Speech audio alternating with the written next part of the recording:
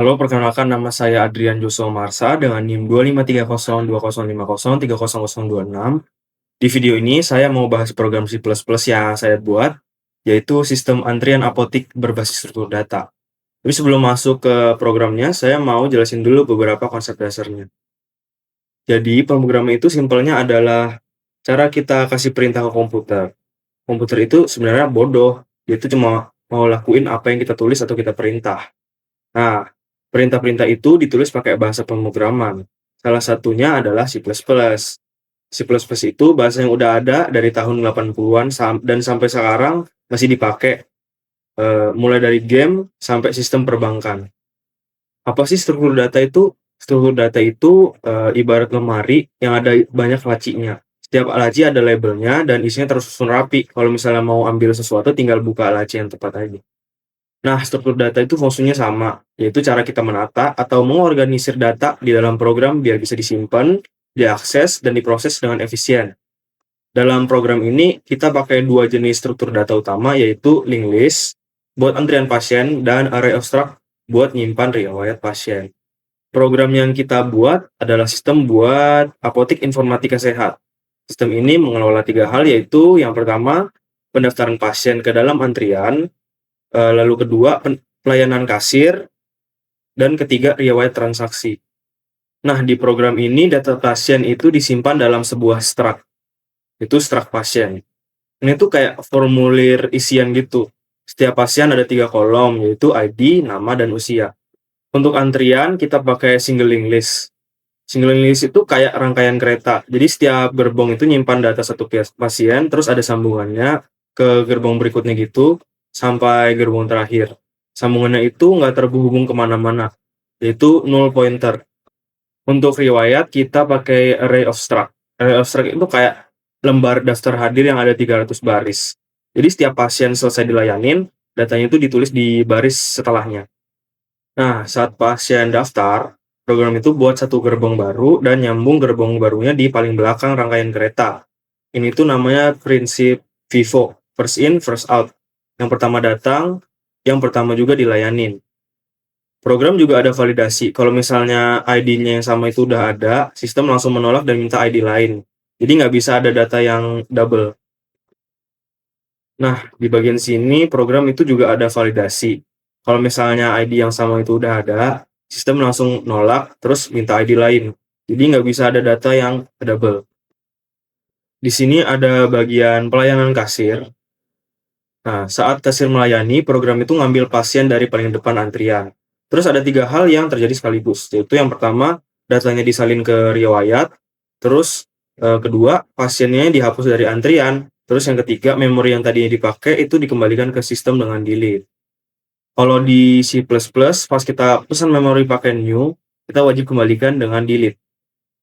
Lalu di sini ada fitur pengurutan riwayat. Nah, di sini fitur pengurutan riwayatnya pakai metode bubble sort buat ngurutin riwayat berdasarkan ID. Cara kerjanya itu bandingin dua data yang berdampingan. Kalau misalnya urutannya kebalik, tukar posisinya. Terus ini tuh diulangin dari awal sampai semua data udah urut. Setelah selesai, status udah urut itu berubah jadi true. Ini penting soalnya fitur pencarian itu cuma bisa jalan kalau datanya udah dalam keadaan terurut. Di sini ada fitur pencarian data pakai binary search. Nah, daripada cari satu persatu dari awal, kita pakai binary search yang jauh lebih cepat. Cara kerjanya kayak gini.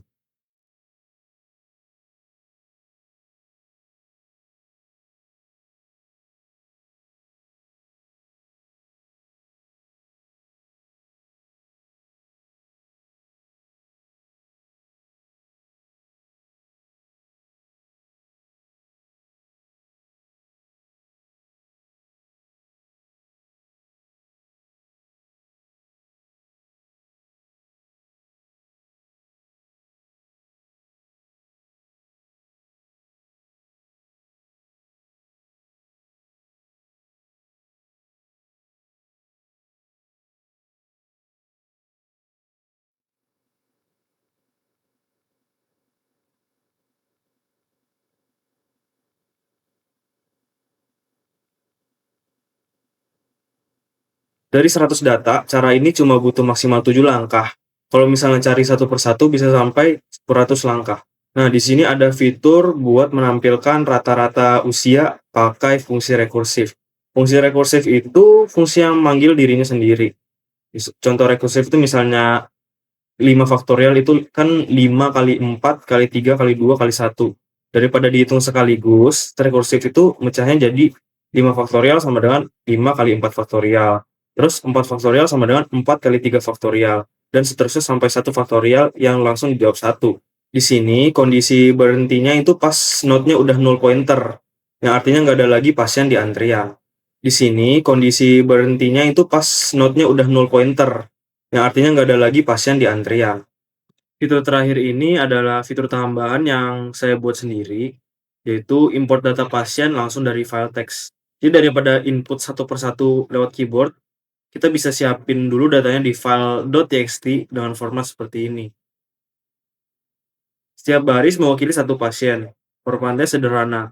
ID, lalu nama, lalu usia, dan dipisah tanda koma. Nah, ini bagian di mana program membaca dan memecah setiap baris. Program itu mencari posisi tanda koma pertama dan kedua di setiap baris. Dari situ, program tahu mana bagian ID, mana nama, dan mana usia.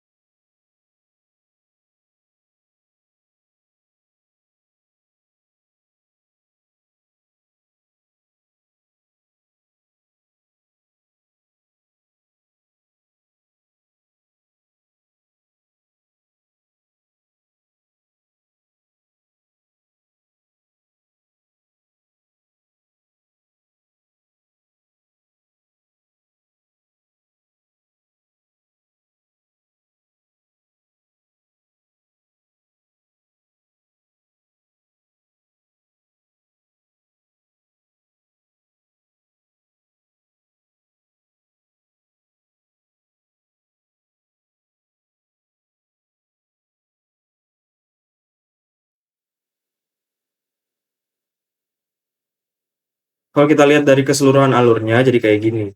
Registrasi, terus link list, yaitu antrian, lalu kasir, lalu array riwayat, lalu bubble sort, lalu terakhir binary search. Itu tadi adalah program sistem antrian apotek yang saya bangun menggunakan struktur data di C++. Semoga penjelasan saya bermanfaat dan sampai jumpa.